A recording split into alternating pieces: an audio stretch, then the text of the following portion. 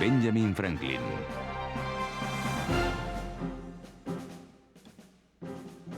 A principios del siglo XVII, Estados Unidos no era más que un grupo de 13 colonias británicas. En ese mundo nació Benjamin Franklin el 17 de enero de 1706, destinado a convertirse en uno de los estadounidenses más reconocidos de su tiempo. Vivió 80 años y fue testigo del nacimiento de una nueva nación. Josiah y Abia Franklin, la segunda esposa de Josiah, vivían en una casita de Boston. Benjamin era el 15º de 17 hijos. En su famosa autobiografía, Franklin describió a su padre como un hombre ingenioso con talento para el dibujo y la música, además de una gran habilidad mecánica. Franklin recordaba a su padre como un hombre sabio. Escribió: «Su gran excelencia reside en la comprensión del sonido y su sólida opinión en materias de prudencia, tanto en asuntos públicos como privados». En esta imagen, el joven Franklin elaboró sus propios talentos. Benjamin solo fue al colegio durante 2 años. Empezó en la escuela primaria a los 8 años, pero su padre necesitó pronto su ayuda en la fábrica familiar de velas. Benjamin era un estudiante brillante y le aterrorizaba el trabajo que tenía que hacer en la tienda de su padre. Durante 2 tediosos años, Ben trabajó para su padre. Mientras tanto, soñaba con salir al mar. Temiendo que Ben escogiera el mar, a los 12 años su padre lo envió como aprendiz a su hermano mayor, un impresor de Boston. Al joven Franklin enseguida le gustó su nuevo puesto y decidió convertirse en un impresor experto. En su nuevo trabajo leía en cualquier momento libre y aprendió por sí mismo a ser un escritor excelente. Cuando Ben tenía 15 años, su hermano James fundó el New England Courant, el cuarto periódico publicado en las colonias. Mientras muchos amigos de James escribían para el Courant, James se negaba a imprimir cualquier cosa escrita por Ben por ser demasiado joven. Ben se había aplicado en su autoaprendizaje sobre la escritura y el debate. El rechazo de James a permitirle contribuir en el periódico solo era un desafío para Benjamin. Bajo el seudónimo de Entrometido Silencioso, envió cartas anónimas al New England Courant. Ignorando la identidad del autor, James publicó las cartas. A los lectores, incluido James, les gustó el humor y la inteligencia de las cartas. Resultó gracioso en los temas cotidianos, en moda femenina, en poesía, en el cortejo, con el clero y los políticos. En una carta propuso que era bastante injusto que a las mujeres no se les permitiera ir al colegio. «Mejoraremos a las mujeres con la insensatez, cuando es el error de esta costumbre inhumana lo que dificulta que sean más sabias». Los lectores reían y se preguntaban quién sería el entrometido silencioso, imaginando que sería una vieja viuda, mientras Ben callaba y sonreía. Finalmente, Ben reveló a James que él era el entrometido silencioso. Mientras otros estaban impresionados, James se mostró muy disgustado y consideró a Ben un exhibicionista. Luego llegaron las discusiones y James incluso pegó a Ben. En 1723, la situación se había vuelto insoportable para el joven Franklin. Pidió permiso a James para trabajar en otro sitio, pero no se lo concedió. Así que Benjamin se escapó a Nueva York. Sin embargo, en Nueva York era difícil encontrar trabajo como impresor. Algunos conocidos animaron a Ben a viajar hasta Filadelfia, donde sería más fácil encontrar trabajo. En su autobiografía describe su llegada a Filadelfia. Estaba sucio del viaje, estaba cansado de viajar y discutir y quería descansar. Tenía hambre. Se había llenado los bolsillos con la muda y bajo el brazo llevaba 3 galletas que le había dado un panadero. Ben caminó solitario por las calles de Filadelfia, sin dinero y, según escribió, torpe y ridículo. Pero recordó cruzarse con una joven que encontró divertida su apariencia. Era Deborah Reed, quien años más tarde se convertiría en su esposa. Ben pronto encontró trabajo como impresor. Estaba agradecido por el trabajo, pero no le impresionaba el talento del impresor. En un intento por asegurar su oficio, se mudó a Londres en 1724. 2 años más tarde volvió a Filadelfia y renovó sus amistades y sus contactos de negocios en la comunidad. Pudo rechazar varias oportunidades para convertirse en dueño de su propia imprenta. Su sentido de comunidad también crecía. En 1727 fundó un grupo de opinión llamado Junto. El préstamo de libros entre los miembros del grupo dio lugar a la creación de la primera biblioteca de préstamo en el país en 1731. En 1730 era un impresor ocupado y se había casado con Deborah Reed. Adoraba a Deborah y estaba agradecido porque la mujer que rechazó una vez en sus aventuras de juventud se casara con él. Sobre Deborah escribió: «La frugalidad es una virtud enriquecedora. Una virtud que yo nunca podría adquirir, pero que tuve la suficiente suerte de encontrar en una esposa que se convirtió así en mi fortuna». Estuvieron casados 44 años y tuvieron 3 hijos. William, hijo del primer matrimonio con Deborah; Francis, que murió a los 4 años de viruela; y una niña llamada Sarah, a la que llamaban cariñosamente Sally. Sus negocios crecieron para añadir la publicación de la Gaceta de Pensilvania en 1729, que escribía prácticamente solo. Además, la Asamblea de Pensilvania le seleccionó para imprimir sus leyes y discursos. Benjamin Franklin iba camino de la seguridad financiera y su importancia en la comunidad aumentaba. Conocido por su habilidad para escribir de manera divertida, pero concisa y significativa, en 1732 empezó a publicar el inmensamente popular Almanaque del Pobre Richard. Los lectores reían ante sus ingeniosas afirmaciones. 3 puede que guarden un secreto si 2 de ellos están muertos. La necesidad nunca ha cerrado un buen trato. Muchos aforismos del Pobre Richard han perdurado cientos de años desde que se escribieron. A quien madruga Dios le ayuda. A buen entendedor pocas palabras bastan. La gente admiraba la sabiduría de estos breves pensamientos. El tiempo perdido no se vuelve a encontrar. A Dios rogando y con el mazo dando. No apreciamos el valor del agua hasta que se seca el pozo. El Pobre Richard también le dio fama internacional a Franklin. Se publicó en Francia como Bonhomme Richard. El almanaque del Pobre Richard se convirtió en un éxito de ventas. Se vendieron 10.000 copias en un año y se publicó durante 25 años, convirtiéndose en una institución pensilvana que todos ansiaban leer. Franklin era un hombre extremadamente autodisciplinado que disfrutaba con el reto de examinar una situación y plantear una solución. Cuando Ben se dio cuenta de que en Filadelfia no había bomberos y que los edificios se incendiaban innecesariamente, se propuso crear un departamento de bomberos a tiempo completo. Así que escribió sobre esta situación en su periódico. Pronto, la ciudad obtuvo apoyo más que suficiente para fundar la Union Fire Company y hacer de Filadelfia una de las ciudades más seguras del mundo. En 1736 se involucró más en los asuntos públicos de Filadelfia cuando le nombraron secretario de la Asamblea de Pensilvania. El año siguiente ocupó el cargo de jefe adjunto de correos de la ciudad. Trabajó laboriosamente para mejorar el servicio postal de la zona. Trabajador incesante, también encontró tiempo para idear un método para corregir el humo excesivo de las chimeneas que causaba tantos incendios. Inventó la estufa Franklin, que daba más calor con menos carburante.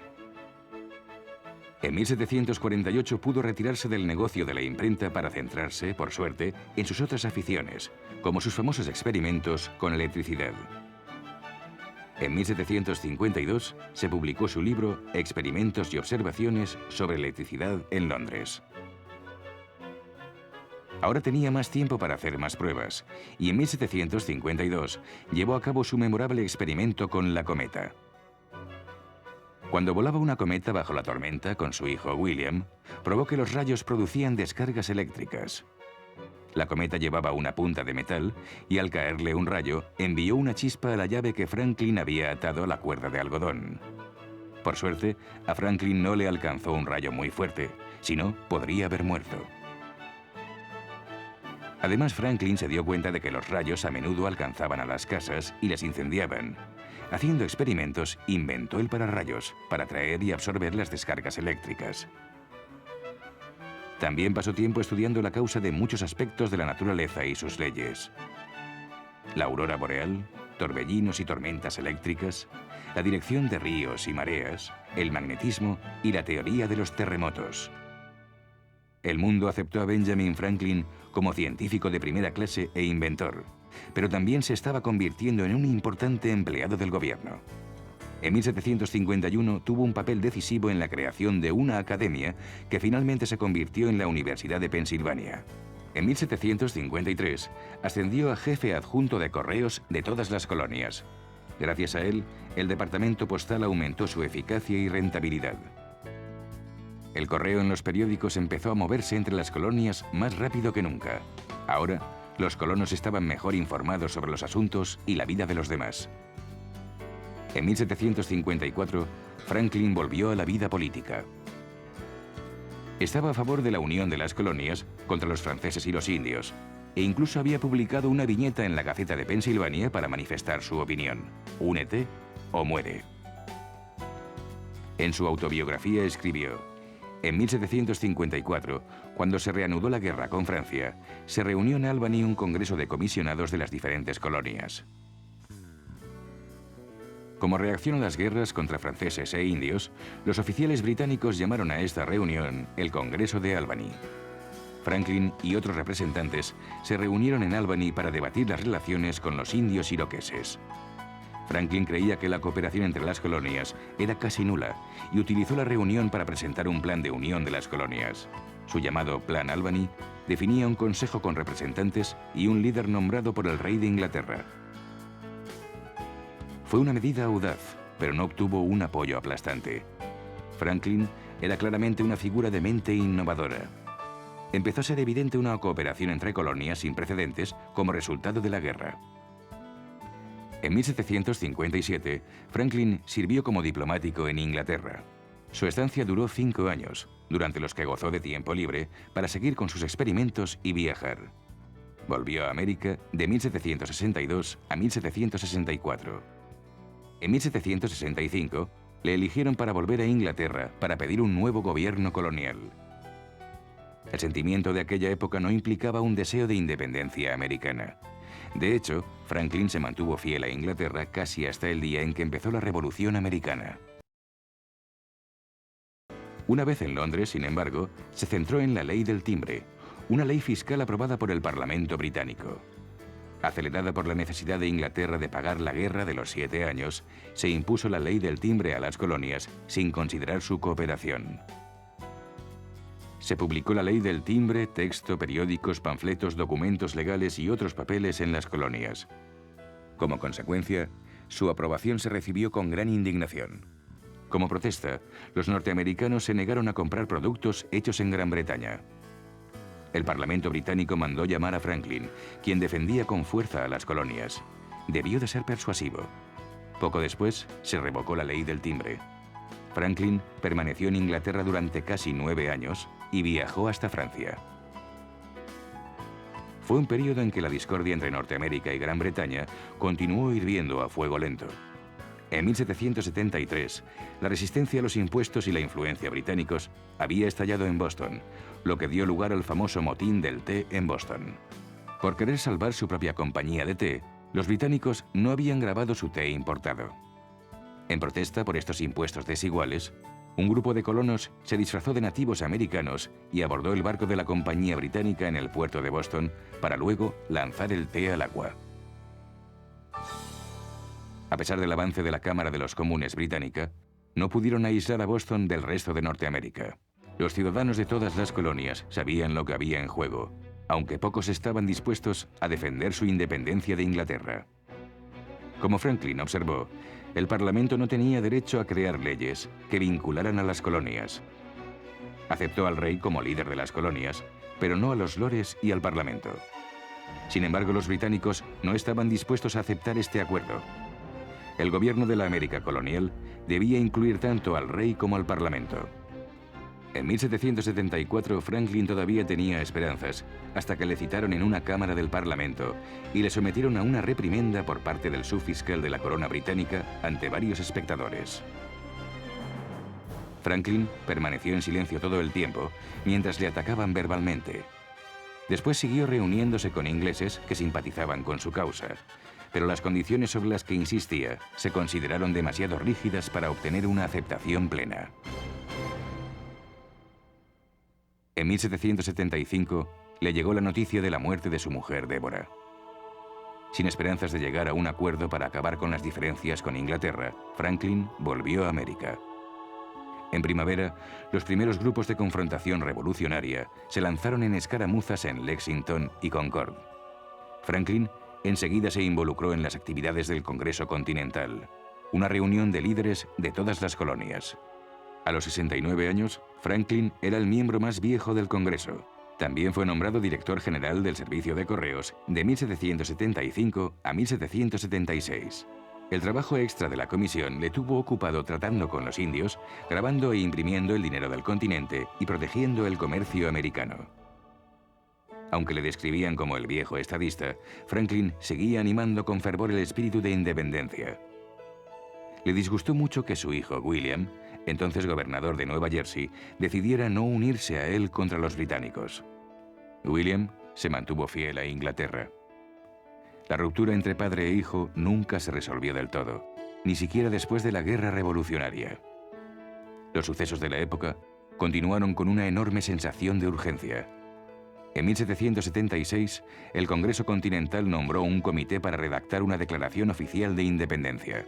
La esencia de la declaración la escribió un joven abogado de Virginia llamado Thomas Jefferson, con la participación de los miembros de la comisión, John Adams, Roger Sherman, Robert Livingston y, por supuesto, Benjamin Franklin.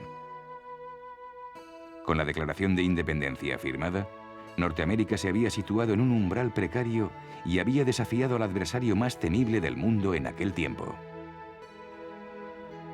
La creencia popular dice que uno de los firmantes, John Hancock, incitó a los demás. Debemos ser unánimes, debemos permanecer unidos. A lo que Franklin añadió, señores, ahora debemos permanecer unidos o lo más seguro es que nos cuelguen por separado. Sea cierto o no, Franklin creía en el trabajo que habían llevado a cabo. Entonces, viajó a París con otros dos norteamericanos, Arthur Lee y Silas Deane, como delegados, con el único propósito de obtener el apoyo francés en la Revolución Americana. Los franceses estaban entusiasmados con la revolución, pero al principio le aconsejaron a Franklin que tuviera paciencia. En respuesta, Franklin les comentó ingeniosamente a los franceses que los norteamericanos podrían disponerse a aceptar la iniciativa de paz británica. Sabía que si los franceses querían avergonzar de verdad a sus rivales ingleses, tendrían que hacer lo que los británicos rechazaban: reconocer oficialmente la independencia de los Estados Unidos. La estrategia de Franklin funcionó. En 1778, los franceses reconocieron oficialmente a los Estados Unidos. Se firmó el Tratado de Alianza con Francia. Además, Francia también renunció a reclamar todos los territorios franceses que oficialmente poseía Gran Bretaña al este del río Mississippi. La aprobación de Francia era justo lo que necesitaba la Revolución Americana. Franklin fue nombrado ministro para Francia, donde era bastante popular. Siempre echando el ojo a las mujeres, en 1780 le propuso matrimonio a Madame Helvétius, una mujer destacada de la sociedad francesa, quien le rechazó. Más o menos al mismo tiempo presentó su dimisión al Congreso, pero también la rechazaron y el Congreso le designó una comisión de paz. En 1781 los británicos se rindieron en Yorktown, Virginia, y Franklin, John Adams y John Jay negociaron un tratado de paz con Inglaterra. Finalmente, el 3 de septiembre de 1783 se firmó el Tratado de Paz definitivo.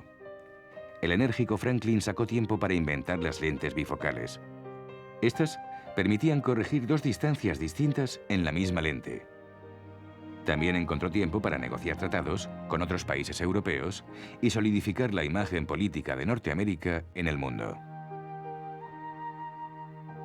Franklin volvió a Filadelfia en 1785 para vivir con su hija y sus nietos.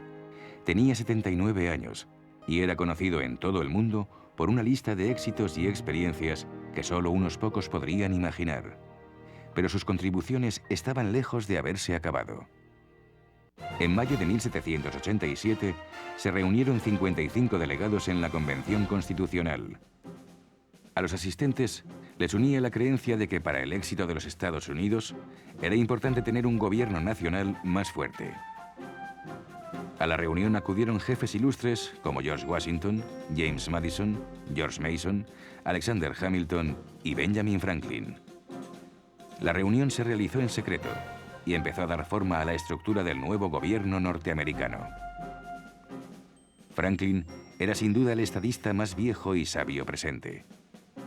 En cuanto a la elección del primer presidente de los Estados Unidos, Franklin apuntó a la convención. El primer hombre al cargo será un hombre bueno. Nadie sabe los que vendrán después. A pesar de la edad y de estar débil, las influencias de Franklin en la Constitución fueron numerosas. Para los discursos largos, le pedía a su compañero de Pensilvania, James Wilson, que los leyera.